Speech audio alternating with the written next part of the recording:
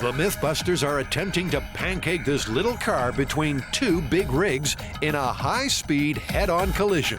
The two tow truck drivers are going to be key players, so Jamie gives them the lowdown about the myth. So, we've got a car over here, and we've got two semis, and you guys are going to make them go smack with the car in the middle. And we even have a crash test dummy in the car ready to go. Have you heard of this myth? No. Not heard anything? Actually, I have. You have heard Yes, the I myth. have. What did you hear? Exactly what you described. According to the myth, a compact car was caught up in a head-on between two semi-trailers. The trucks fused together in the impact, and the wreck was towed off in one piece, with the compact car squashed flat in between them. You guys looking a little apprehensive. You looking forward to seeing it? Absolutely. All right, that's what we want to hear, because you guys are going to make it happen. We'll do a test run, and we'll also do a test tow of one of the trucks so that we're sure that all the systems work. Does that sound reasonable? That sounds good. Head-on collision with two trucks. What could go wrong? Knowing the MythBusters, anything and everything. Oh, yeah. Oh, yeah. We don't even need those tow trucks. First, a tow test to see if the cables hold and the steering steers. The tow cables have a braking strain of 20,000 pounds and shouldn't break. The ropes that attach the cables to the tow truck should. They are only good to 6,000 pounds and are designed to snap when the semis collide, so the tow trucks never reach the end of their tether. Close enough. All right, Jamie, I have the cable hooked up to the truck. Ready when you are. Bang on cue, some geese swan across the runway. Hey, there's a family of geese. You sure we want to pull it right now? We might kill them. All right, they are out of the way of the cable. Over. Ready, Tina? All right. Everything looks good, Jamie. Over. Looks good. Seems to be working. 34,000 pounds of truck, no driver. And there goes the tow rope. We've got ourselves a runaway. Runaway. Cable's coming this way. Do we keep following? Right now. Yeah. How do we stop this thing? That's a very good question, with no answer. Get your car out of the way, Dad! Get out of the car!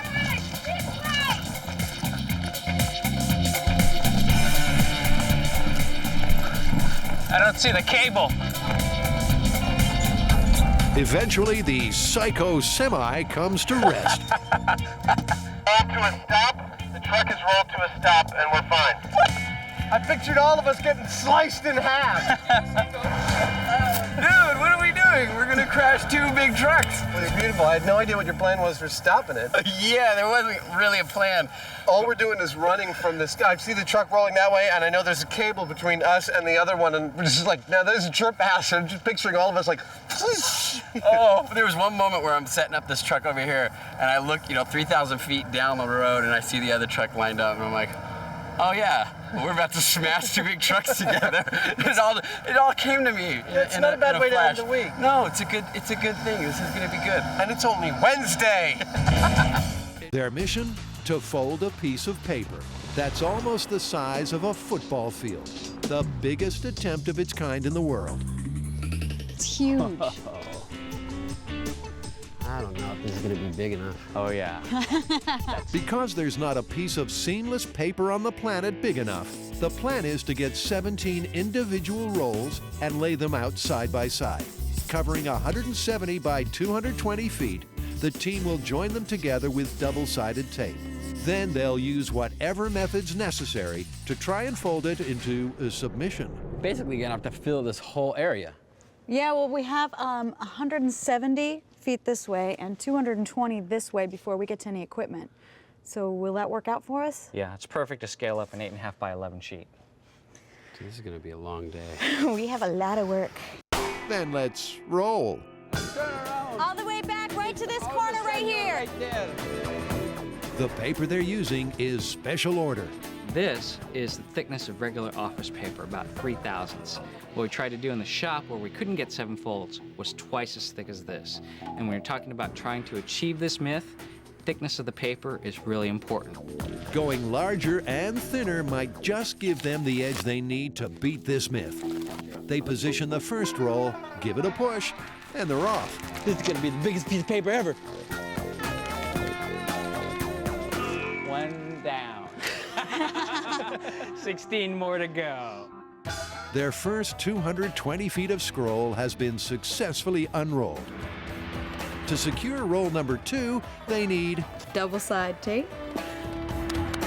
inch by inch, they press the sticky stuff along the edge of the paper. Keep it in line. Now, this, folks, is an example of highly focused, synchronized taping teamwork in action. Time to truck in roll number 2. Coming down. Roll down, tape down. I think we get the concept. I hear this is good for your back. The art of paper folding is an intricate and time-consuming pursuit that is also often very rewarding.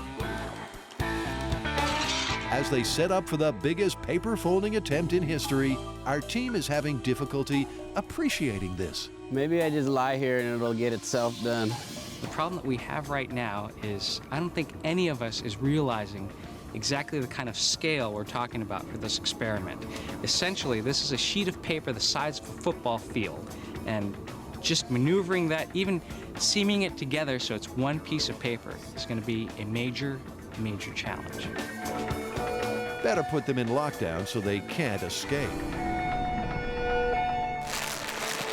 So it sounded so much easier on paper. Back at the pool, Jamie and Adam are testing ways to escape a car that's plunged into the drink. They've already discovered that if you wait for the cabin to fill with water so the differential pressure equalizes and releases its grip on the doors, it could be too late. Now they're going to try out a modified survival technique. Oh, here we are, day 2. The first maneuver on their cheating death checklist is to try and open the door before the car starts to sink. I figure for this particular technique to work, you need to do it right the minute you hit the water. If you hesitate, it's all over and you gotta ride it out. Here we go. Adam's plan of action is I'm just gonna wait until the water gets up to my ankles, and then I'm gonna try and open the door. Here we go. Oh man, oh that sound is so wrong. the water rushes in. Okay, I'm starting to see it on the floor, and it's coming up to my ankles. Now I'm gonna try and open the door. And Adam rushes out.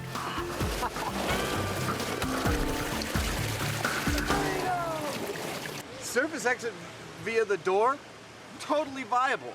I waited until the water was up to the top of my shoes, and I was still able to push this door open. The water rises slowly upwards. Next, he's going to wait until it gets to his waist. Okay, past my shoes, halfway up my shins. All right, now I'm looking at, my God, it's at my knees. I'm not gonna be able to open this door. All right, wait. This one's no pushover. As the water level climbs, so does the amount of pressure. And Adam has to brace himself against the opposite door to force it open.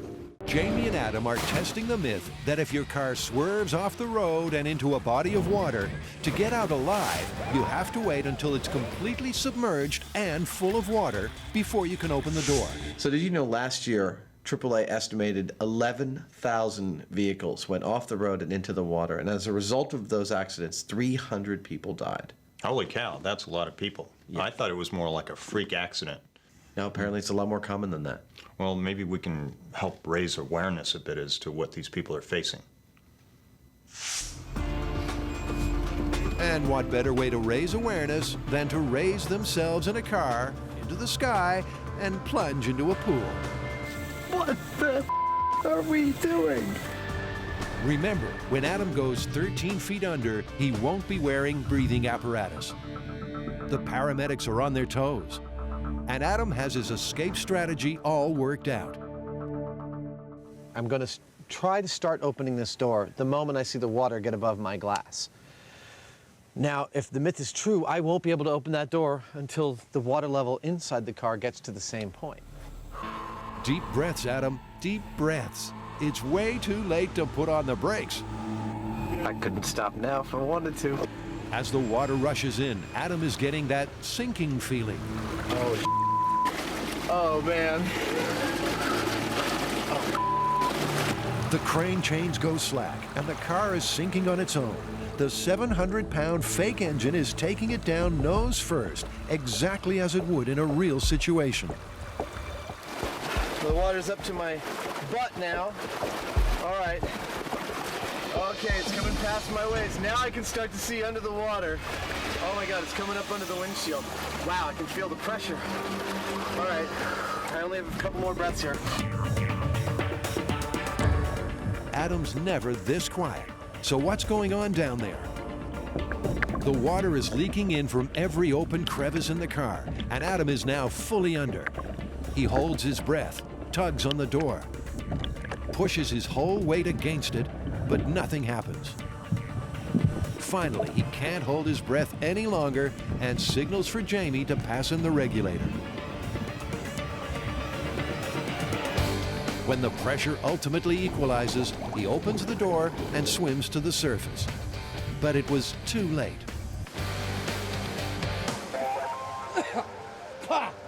Woo!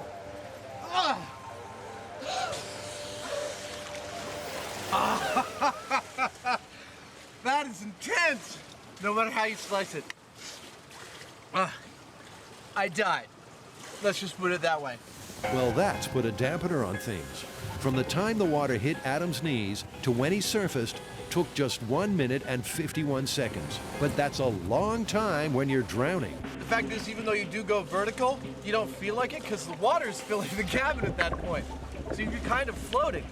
I held my breath, I don't know, for what felt like 30 seconds, trying to push open that door, using my legs, bracing up inside the cab. Well,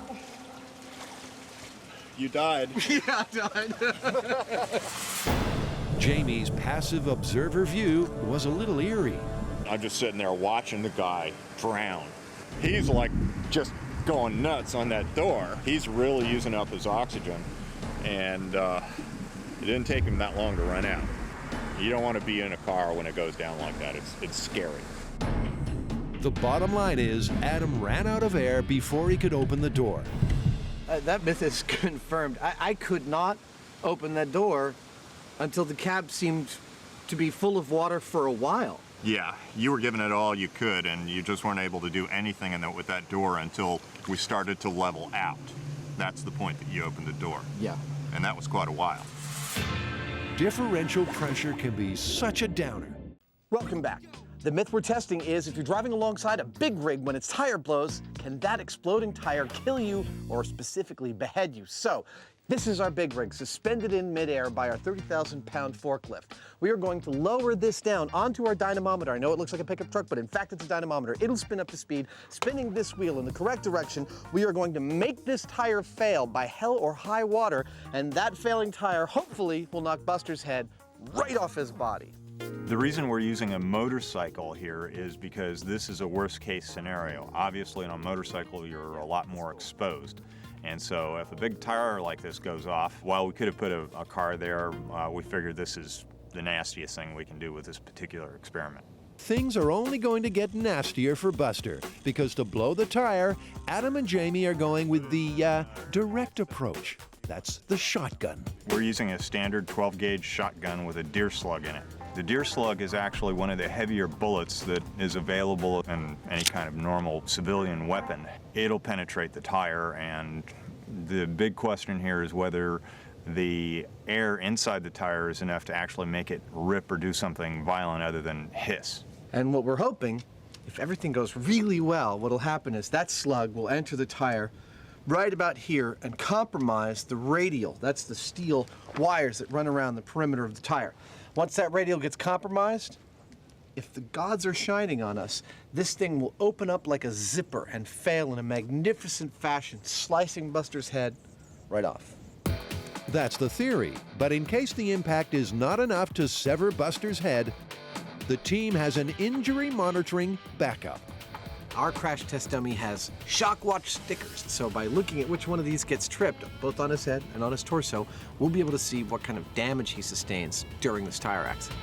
With the dynamometer spinning, it's time for the magic bullet. Of course, this isn't a typical way for a truck tire to blow, but this should result in the catastrophic failure that this myth needs. Okay, this is tire blowout, shotgun shell, revving the engine. While Adam revs the target tire up to highway speeds, Jamie rides shotgun. I'm good whenever we're clear elsewhere. He must hit the tire, pump to standard truck pressure of 115 psi, sidewall center. That's a hit, man. Nicely done. I heard it go up. Yep. But that was not the catastrophic failure we wanted. Jamie was right on the money, hitting the tire dead on, but there sure was no explosion. That's a neat hole. It's right there. That's the hole? Well, that ought to tell us something. I mean, that bullet's that big around. You know, they don't get any bigger than that, and it hit it clean right in the sidewall. It had to hit some of those cables. That was full pressure. It was a perfect hit, so. The high speed shows the moment of impact as the slug pierces the tire. But Buster's white-knuckle ride is unaffected. To get a tire explosion, they're going to need a plan B. We have to come up with a new plan, because what we're doing isn't working. These tires are super crazy, incredibly resilient. Supposing you're silly enough to tailgate a truck, would this dangerous stunt really improve your gas mileage? Tori, Grant, and Carrie's wind tunnel tests have given this myth the thumbs up, in theory. That is so much more than I expected. But what about in practice? Time to go full scale. We should drive at different distances behind the truck. We'll start at 100 feet and move our way up to 2 feet and see if we save fuel as we get closer to the truck. 2 feet seems really dangerous. Who's gonna drive? I think Grant should do it, because he just had his middle name legally changed to Danger. Grant Dangery Mahara. I like the sound of that. The MythBusters also like the look of the impressive beast they've lined up for their full-scale test. At the Portland, Oregon headquarters of one of America's leading rig makers, Freightliner. We've got this new Cascadia Freightliner here. It took 2,500 hours to shape the aerodynamics of this truck to make it the most fuel-efficient truck in the world. It's a brand new truck, and we're anxious to get it out on the track again and help you with that myth.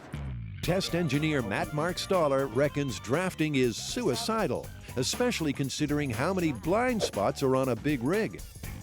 But he's agreed to help out under controlled conditions. It's time to sit back with a bottle of grog for a laundry legend. So guys, what's the myth? The myth is that in ye olde times, pirates used rum not only for inspiration, but also as a stain remover. Well, pirates don't strike me as the most fastidious lot, but I suppose if you had blood all over your shirt and then you had shore leave, you'd want to wash it off first. I guess especially if you had a date. Pirates had dates? Pirates and rum go together like cannons and balls. But is it possible that they don't just drink grog, but use it to get those puffy pirate shirts whiter than white? Well, obviously we're going to need some authentic pirate shirt material, and, we're going to need to stain it with some period-accurate stains. Blood, sweat, and tar. Perfect. We're also obviously gonna need some sort of ye olde rum. Right, and I think we should have something to compare that to. So I think we should use some ye olde soap as well. I have a secret method that the pirates may have used as a laundry technique, and we should compare all three of those to some modern detergent. So I'll do the staining. Well, I'll do the cleaning then. And I guess that leaves me to judge? Exactly. So it's time for Adam to get down and dirty. The plan for this test is to choose 3 most common stains that pirates would encounter. One would be, of course, blood. Another would be, of course, sweat. Pirates were not known for their bathing. And the third would be something you'd find on the ship, which would be pitch or tar. I'm going to make up some 1-foot square samples of this cloth. We're going to put those various stains on it and try and see whether or not rum will actually take those stains out. being a pirate's a bit difficult. What with the not bathing, the hot sun, the blood, the sweat. And this rough fabric is very harsh on my skin. We don't have any pirate shirts from the period, but we do know that while a fancy gentleman of the age might have had a very fine weave shirt made of linen, pirates would have used coarser stuff called lock ramp. The closest we could find is this bleached embroidery fabric, which has a thread count of 40. It's quite rough, but it's perfect for our tests. And I think it's the closest thing we could possibly find. The first authentic pirate stain is blood, and Adam knows just where to find some. We have it in the fridge because Jamie likes to have it every day for lunch. No. Has anyone taken my blood out of the fridge? Next, Adam takes Jamie's lunch and smears the pig's blood over 4 sample sheets. This is the plight of the pirate laundryman. Next up for our pirate shirts is pitch. Now, blood and sweat are easy choices when it comes to pirate stains, but we wanted to choose something like grime, and we know that pitch was used on pirate boats and period boats of the time. We've used it on plenty of other episodes, and it's very dirty stuff, so that's what we're gonna put on our pirate shirts next. Ta-da!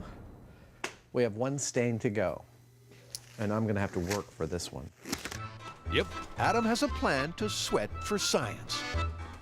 I'm gonna do 3 things. I'm gonna get on Jamie's treadmill in my sweat lodge, formerly his mold room, and I'm gonna put on the sweatiest of the sweaty things we have, which is our fire suit. That thing is damn hot inside. I should have no problem producing lots of the correct bodily fluid for this test.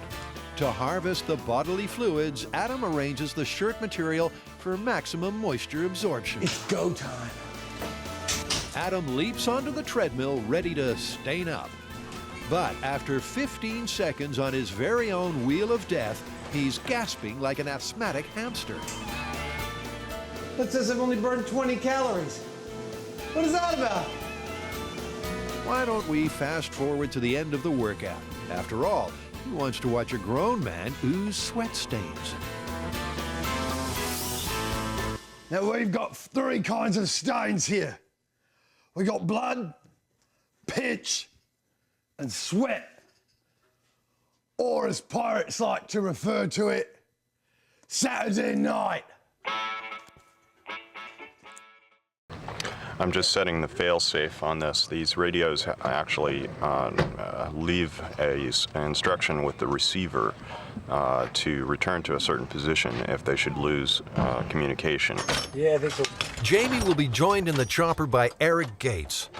He and his brother Dirk have over 20 years' experience in amateur rocketry. They plan to fire the motors by remote control. Go. 1, 2, 3, 4. 1, 2, 3,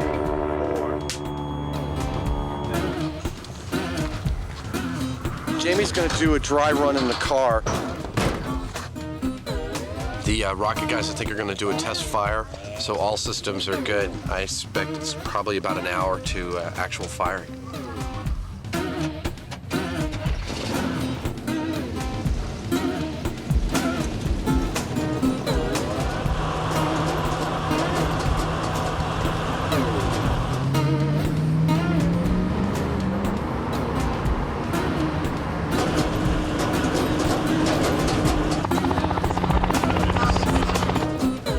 The remote control and failsafe are working perfectly.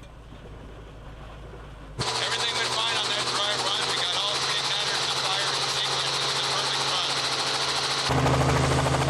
was a perfect run. Well, you know, I'm not at all happy. The reason being that unless something goes wrong on the first test, it makes me nervous because that means something's going to go wrong later. How you doing? Adam Savage. If this new visitor is right, Jamie may just get his wish. I looked at it and the mount's not strong enough, number 1. The mount's not straight either. We warned them about straightening the mount. It's got to be dead straight or it'll steer the car all the time. George should know. Not only did he work on the Apollo program, he's conducted numerous speed trials out here. 8 points welded into the frame of the car. I hope it works. I mean, you know, because I don't want you to dig up my leg bed.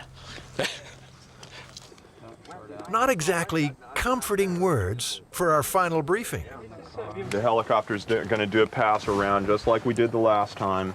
About the time that it passes in front of the car, I've released the brakes and the car is going to start to roll. Like the Myth, our plan is to get the car up to 80 miles per hour before firing the rockets. Giving it a lot of gas. When the motors go, they're going to have a tendency to scare you. So when you're hearing the 3, 2, 1, brace yourself, don't veer. Sound like a jet engine. It's going to get a 15-foot flame out the back. 15. Yep. Is that when the rocket fires, is it going to cause the... We don't know. We don't know. The car might end over end, whatever. You want to be far enough away that you have, you know, several seconds. Cool. And if you do, a general rule of thumb with that kind of thing, if you do see something coming at you, go off at right angles to it. Don't try to outrun it. The crew are not the only ones who'll be keeping a close eye on the rocket car. It seems to have attracted the interest of security at nearby Edwards Air Force Base. Let's have a good bird, man. Get your game face on. Good luck. Yeah. This is so exciting. Cardboard box at the front of the truck. I'm gonna have a grinectomy.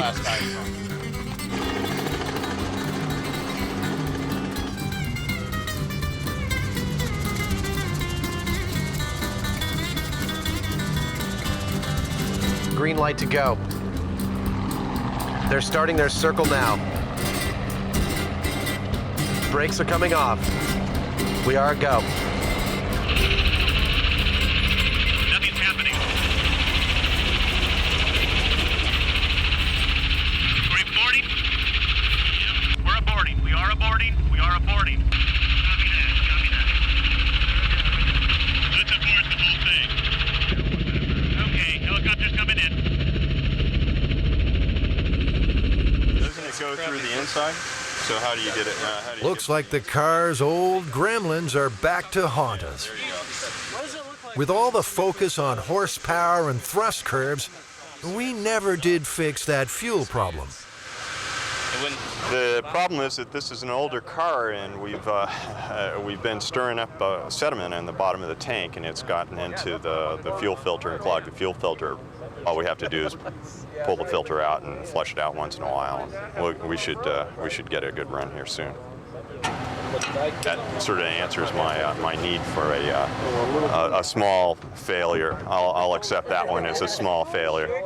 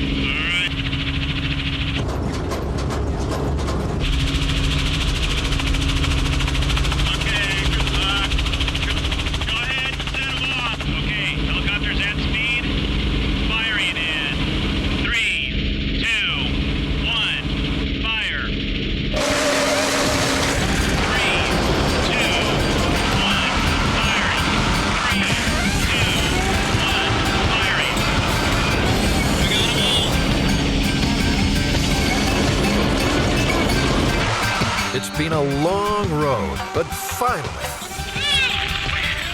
we have liftoff.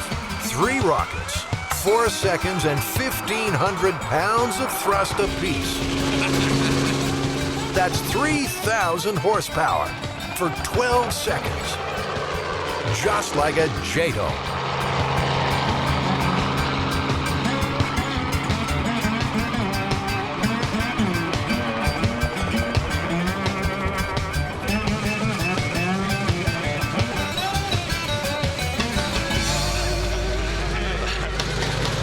That was hysterical. That was absolutely outrageous. I don't know. The helicopter was having trouble keeping up with it. The chopper's top speed is 130 per hour. Hey! Ah! That was beautiful. We lost track of it. Oh yeah, we couldn't keep up with it with the helicopter. It just, once those suckers lit, it just like, it's one thing to see him go up, it's another thing to see him go horizontal. Leave you guys in the dust. Just the dust trail from the car. It's so beautiful. I was quite impressed. I was hoping it would go good, and it did. You know, I was a little apprehensible, but no. Jamie did his homework. Over the years, many have claimed they were the inspiration for this story. For those who really tried it, the results were the same. The scene is set exactly according to the myth. We have one not-so-smart man, Buster, who's crawled down a 3-foot-wide drainage pipe chasing a raccoon. like that. There we go. Like this? Yeah. The raccoon's probably all the way at the very end, you know, up against like a steel grate or something like that. So he's probably like right here, trying to be as threatening as a raccoon soaked with gasoline can be. Okay. Let me get my automatic match. The MythBusters team gets ready for launch. Cameras will cover it from every angle. Sensitive equipment is protected by a bulletproof plastic shield. A baby fire truck is at the ready, and it's Big Daddy, just in case. Excited, we're gonna blow some stuff up, then we go home. Now, Jamie adds the final element, 5 gallons of gasoline. Okay, it's kind of a lot. Oh, it's kind of really a lot. It's a lot of gasoline pouring out of there. That's it. That's it. All right, get out of there. Okay, here we go. Standing over here with me, Jamie? Yeah. In 3, 2, 1. 0. Nothing happens. Tell me if you see it lighting. Yeah, I don't see any flame. Seems that pesky raccoon slipped down onto the lighter. He's repositioned, and we are clear for launch. Okay, here we go. There we go. We have ignition. Put it out now. Go.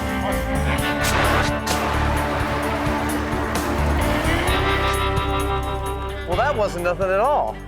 Nope. That was like a little campfire. Well, it probably would have set the whole tube on fire after a while. It singed the heck out of our raccoon. Let's see how our raccoon did. That's one piping hot toy raccoon, all right, but not much else, and certainly not enough to satisfy the destructive desires of these 2 strange men. The myth is in fact busted. But there's always 2 parts to a MythBusters story. There's replicating the myth, and then there's duplicating the result. And we replicated the myth, we got nothing. Now it's time to see what it takes to launch him out of that tube. In the world of weaponry, a sabot is used when a specialized bullet or projectile is too small for the barrel of a gun. The sabot fits around the bullet to seal the chamber, so the blast from the gunpowder can send it firing out of the barrel. It's hard enough remembering how to say sabot. Now, Jamie has to work out what to make one from. That's about 2 feet, so darn, that tube's big. It's gonna make me work. Oh, Jamie, that's beautiful. Easy as pie. But, usually things don't work this easy. 35, jeez, you're within a 1/4 inch. Yeah, seems like it should be perfect. So without this thing, gases would just go past the dummy and not propel him. With it, it blocks the chamber, and hopefully it will carry the dummy with it out of the barrel. The sabot will fall away in its 4 parts as we've designed it, and the dummy will continue on his trajectory. Let's hope the plan stays on target, because back on the firing range, we are now working with dangerous explosives. Second circuit, just to the end of the tube here, and then if we have a problem with the first circuit, we'll just tie into this. Sounds good. So I'll tie this on for yeah. We want to fire a 180-pound projectile 200 feet. So, how much gunpowder will we need? Well, in World War II, the guns of the mighty U.S. battleship Missouri used 660 pounds of explosive powder to launch 2,700-pound projectiles with a range of up to 23 miles. There are no records of raccoons being present on the USS Missouri. Back up on the backup. Preparing to launch. John McLeod normally creates pyrotechnics for Hollywood films. Today, he's cooking up a different kind of blockbuster. We're using 10 1-pound cans of the GoX black powder. That should give us a pretty good bang. Buster is locked in the sabot and loaded into the pipe. Okay. Shove it in. Oh, yeah. Oh, baby. Okay, we need a little more push here. All right, here we go. Okay, ready? That's good, right? Well, that's tight, huh? That's pretty good. Cue the bomb. So that's the 10-pounder, isn't it? It's a 10-pounder. Don't look like much. Not until it goes off. The local geese are heading south to safety. You think they can tell we're about to blow something up? John will use an electric detonator to ignite the powder. With the wiring all checked, it's time to seal the end of the pipe. Look at that, that's perfect. All right, I'm gonna bury it. The pipe must be plugged to direct the force from the blast towards Buster and send him out the other end of the tube. Will it work? That's in the lap of the gunpowder gods. I think if anything, the worst thing that could happen was it would rupture the back end of the tube and maybe shoot dirt and sand and possibly little rocks. It's also, I'd say 50% likely that it stays back there in the tube and the whole thing just blows up. That's totally acceptable to me as well. The whole damn thing could blow up for all we know, but our best shot is that it's going to come out of there and it's going to come out really fast and it's going to look really cool. Jamie is so confident, he's parking Buster's wheelchair right where he thinks he'll land. Jamie, you hoping to catch him? Yeah. All right, that's about the most optimistic thing I've ever heard. If you catch him, I'll give you $100. Okay, let's put this Big Bang Theory into practice. You got some, you want to put some protection on there? I think I'm all right. He thinks he's all right. Firing in 3, 2, 1.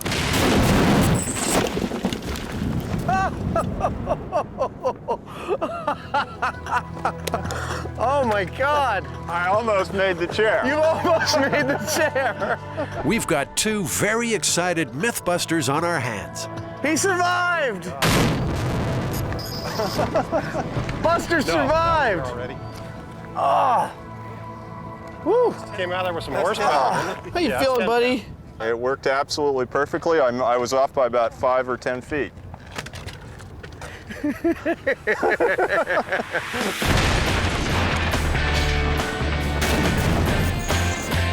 Buster heroically executed a textbook superhero-style exit from the cannon. Oh my God! You know, I got to say, I think we planned this whole thing really well. The sabot worked. He did launch a significant distance out of the barrel. The myth says 200 feet that the guy lived. I tell you, watching that dummy land, there's no way he would have lived at that distance, let alone that distance again. This myth is just, I mean, complete and utter lunacy to think that it's true. Well, Buster, how you feeling, man? What do you think? Raccoon rocket, true or busted? What do you think, Jamie? I'd say it's pretty effectively busted. You know, we would have died if we'd been in Buster's place, that's for sure. Man, he is a little worse for wear. Well, Adam, do we have everything we need here for this experiment? I think we do. We've got the acid, we've got the salt, we've got the voltage meter for testing salinity, thermometer, and perhaps most importantly, in fact, without this we couldn't do the experiment, we have our test subjects here, our frog eggs. With the octopus angle ruled out, they have opted for frog's eggs and tadpoles, small and common enough in nature to be swallowed, and they don't need constant parental care. Yeah, those puppies came all the way from Florida. They have a lot of frog farms down there, I understand. 3 flasks represent different conditions in the stomach. One for body temperature, water heated to 98.6. One of salt water, the same salinity as the human body. A third with a pH of 2 contains acid, imitating human stomach juices. A 4th flask is the control sample. All right, so we got some tadpoles and some eggs in there. Let's say we do 2 of each. Okay, you got the little squirt bulb? I do. Here we go. The control sample of eggs and tadpoles will swim in a flask of aerated water, the ideal environment for tadpole survival. You ready for the acidity? Okay. Okay, which one is that? Acid, this one here. Hydrochloric acid actually secretes in the stomach, and it's powerful stuff. Extremely corrosive. A single drop can eat through wood. Jamie and Adam need to dilute their pure hydrochloric to match stomach acidity. Yeah, real close. All right. 1.99. All right. The pH scale runs from 0 to 14. Pure water is neutral with a pH of 7. Anything below 7 is acid, and anything above is alkaline. Common examples range from battery acid at 1, the stomach at 2, an apple scores a pH of 4, and milk of magnesia a mild 10.5. Doesn't seem to be doing so hot. He's definitely more laconic than his racetrack friends here, you know. He's just kind of sitting there on the top. Next, the body temperature test. They heat water to 98.6 degrees Fahrenheit. Okay, here we go. He's not, you know, doing a racetrack thing like his brethren down here in the Pyrex. For the next phase of the experiment, Adam's making a personal contribution. Here we go. What Adam's doing is measuring the electrical conductivity of his saliva. Now, we're going to try and replicate that conductivity in water by adding salt to it. Electrical resistance is the best way to determine salinity because dissolved salts are strong conductors. In Adam's mouth, the resistance is low, measuring around 4 kiloohms. There's one. He's doing pretty good. No, he's actually doing fine. Here's another. Salinity, they both seem to be doing okay, so we should leave this overnight and see how it does. Yeah. Tadpoles might find it tough going in the stomach, but are there any life forms tailored to the conditions? Come down here, I got some worms all set for you. If anyone knows about creatures surviving in the human stomach, it's Dr. Jim McCarrow from the University of California at San Francisco. As a professor of pathology, he's heard all the stories. Why would it not be possible for a thing like an octopus or a snake to grow and develop in your body? The acid in your stomach is there to dissolve meat and other food materials, and any type of living organism that doesn't have a way to protect itself against that is going to just wind up as digested food. So are there creatures that do have that type of protection that can make it through the acid in the stomach? Oh, most certainly. Tapeworms, for example, which are a type of parasite that you get from eating undercooked pork or beef. Also, certain types of roundworms, where in this case it's the egg of the worm that makes it through and then hatches in your intestine. And in both of those cases, the reason that they can actually make it through the gastric acid is that they're coated with a very hard shell. It's called a cuticle, and it's about as hard as your fingernail. So by having this, basically this armor on its surface, these worms can make it through the gastric acid, get into the small intestine, and basically live in paradise because they have as much food as they want to eat. In the United States, between 1900 and 1920, tapeworms were being advertised for weight loss. Each segment of the worm was sold individually with claims like no ill effects and easily swallowed. Today, worldwide, about 1 billion people are infected with parasitic worms, particularly in tropical regions. You know, with things this big and this prevalent, it's not surprising that a lot of stories probably evolved because people were seeing these things in their environment all the time, and they probably attained mythical proportions. When you look at these, the leap to an octopus doesn't seem like that great a leap. Sure, I mean, and imagine these all bunched together. You know, it would be like a Medusa head. Mm-hmm. And they'd often be passed by a child that way, so you actually would see something that looks like a Medusa head lying in the crib. That must be it. What do you think? I think no pasta for lunch. All right, Jamie, it's been 3 days. How are our frogs doing? Well, most of them are still alive. You know, the control group is great. They're happy little tadpoles swimming away in there. They look even bigger than they were a couple days ago. I believe they have grown a little bit. And the saltwater seems to be fine with them. Yeah, they're you know, still going. they're doing just as well as a control group, actually. What were the killers? The real killers were the acid and the high temperature. Well, that killed them each in like 10 or 15 minutes, didn't it? Pretty much, yeah.